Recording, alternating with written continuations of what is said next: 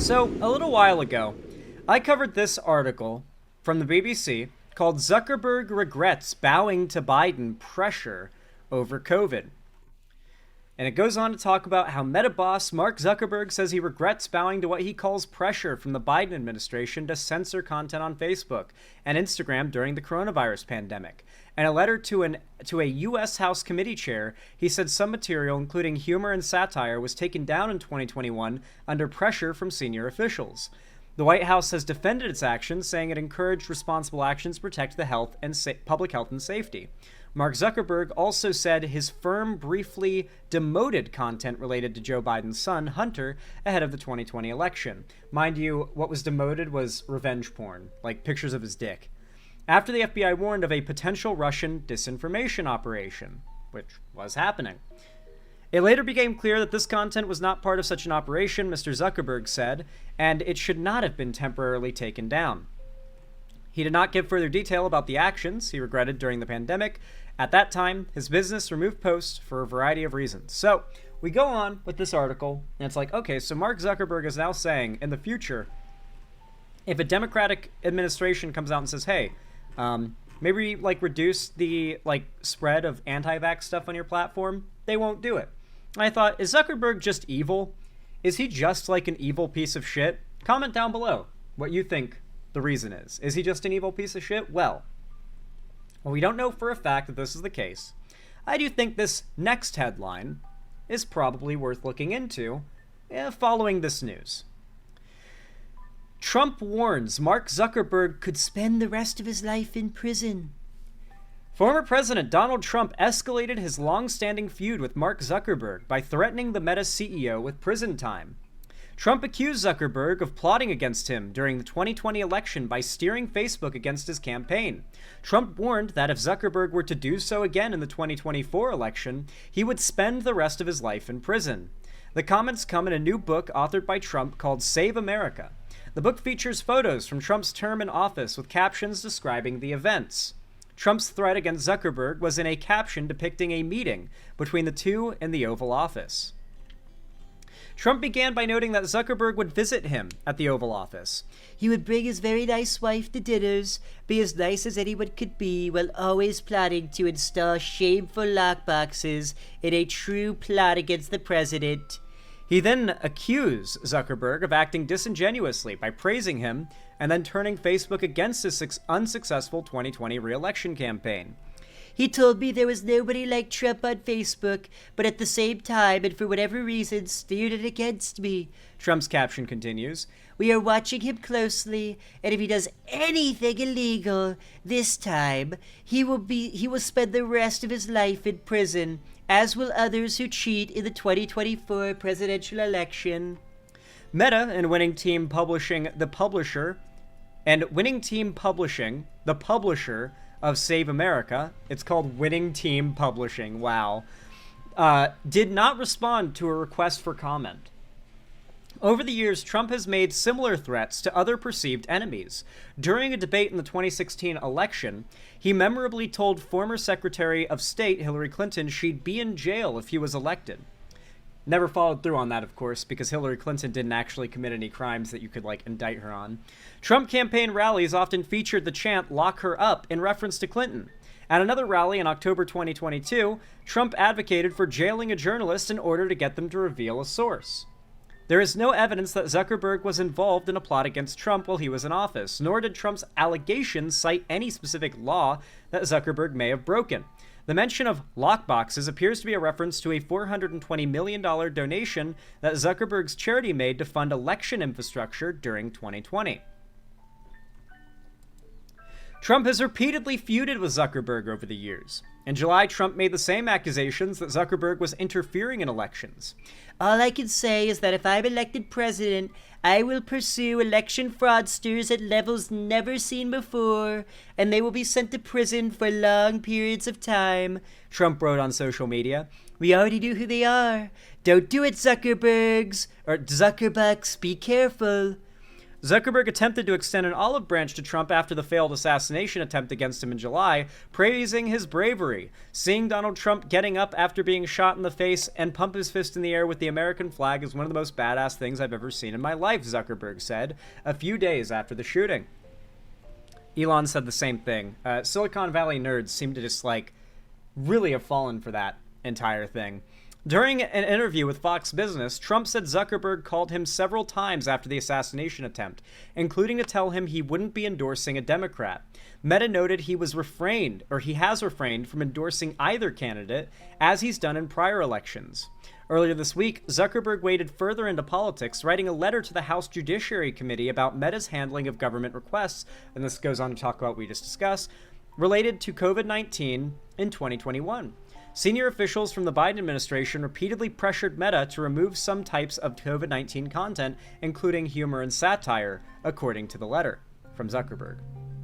I believe the government pressure was wrong, and I regret that we were not more outspoken about it, Zuckerberg wrote, literally groveling to Trump because Trump is threatening to put any big tech CEO in prison for the rest of their lives if they don't help him get elected.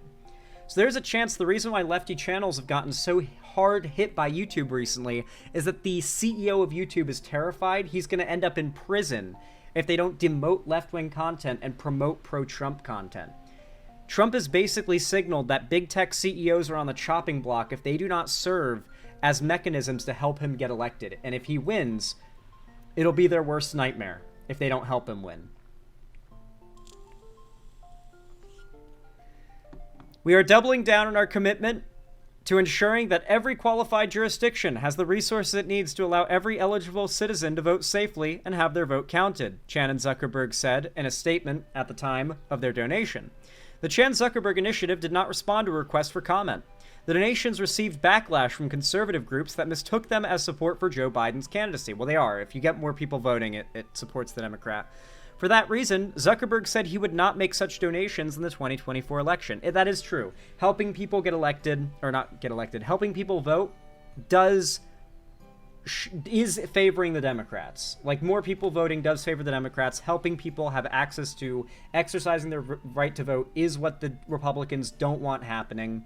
So yeah, that is technically biased based on, what the conservatives have decided to make their enemy, which is people being able to vote. Despite the analyses I've seen showing otherwise, I know that some people believe this work benefited one party over the other, Zuckerberg wrote. My goal is to be neutral and not play a role one way or the other, or to even appear to be playing a role, so I don't plan on making a similar contribution this cycle. So basically, from Jeff Bezos, who, if you guys don't know, Jeff Bezos, presidency. This is also extended to Jeff Bezos and Washington Post, which he owns. Over 200,000 subscribers flee Washington Post after Bezos blocks Harris endorsement. The Washington Post has been rocked by a tidal wave of cancellations from digital subscribers and a series of resignations from columnists as the paper grapples with the fallout of owner Jeff Bezos' decision to block an endorsement of Vice President Kamala Harris for president. More than 200,000 people have canceled their digital subscriptions by midday Monday, according to two people at the paper with knowledge of internal matters. Not all cancellations take effect immediately. Still, the figure represents about 8% of the paper's paid circulation of roughly 2.5 million subscribers, which includes print as well. The number of cancellations continues to grow as of Monday afternoon. A corporate spokesperson declined to comment, citing the Washington Post company's status as privately held.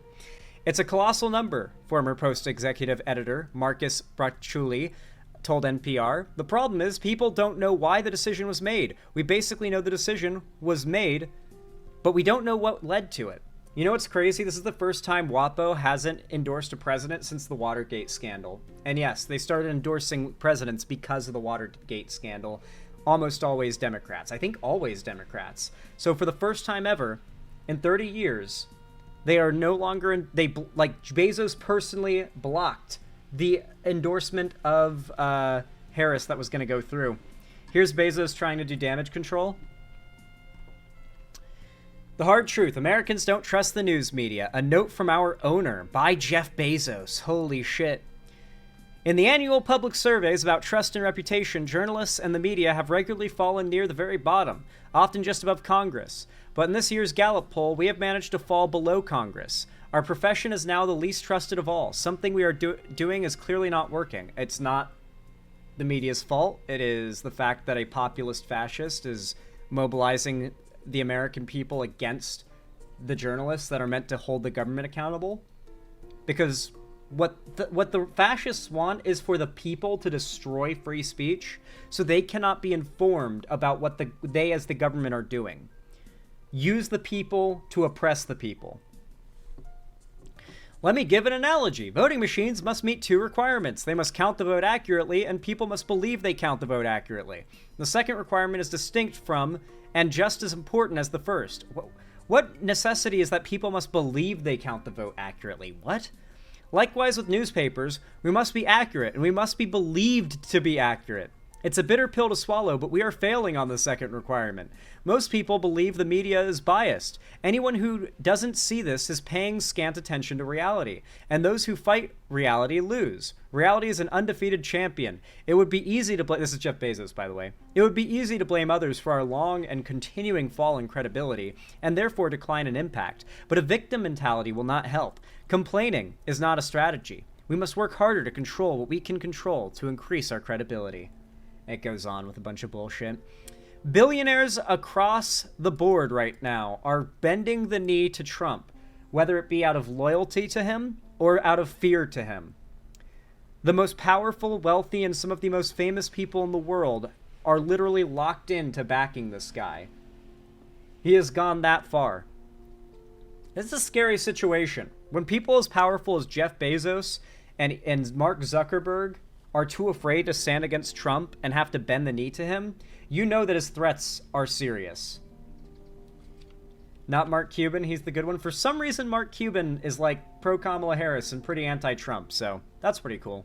Anyway, with all that said, if you enjoyed this segment, if you found it entertaining, educational, or even just enjoyable, then please consider leaving a like. A thumbs up. It takes half a second, and whether you're watching this live as I'm streaming at this very moment, or if you're watching this as a video when it goes out as its own thing, then please consider leaving a like and a comment. It really helps a ton. Every single like and comment in real time boosts that given piece of that whatever I upload and my channel in the algorithm, and promotes it among my already subbed viewers and, more importantly, brand new viewers. So I really do appreciate it if you do that. It really helps a lot. Takes half a second, and you really are— those that hit that like button and comment, you're the ones that keep this channel going. I hope you know that. If you don't do it, you're not contributing. No, I'm just joking. But you're all right if you just watch the videos. But if you're liking and subbing, you're what keeps this channel going. I want you to know that. If you want to see more from me, please consider following my social medias, linked down below in the description, including my, especially including my Discord server. It is the main hub of my community and fan base, and it's totally free to join. And on top of that, at least once a week, I host a gaming event, a call-in stream, or a watch party, and I announce all my new uploads and streams there as well.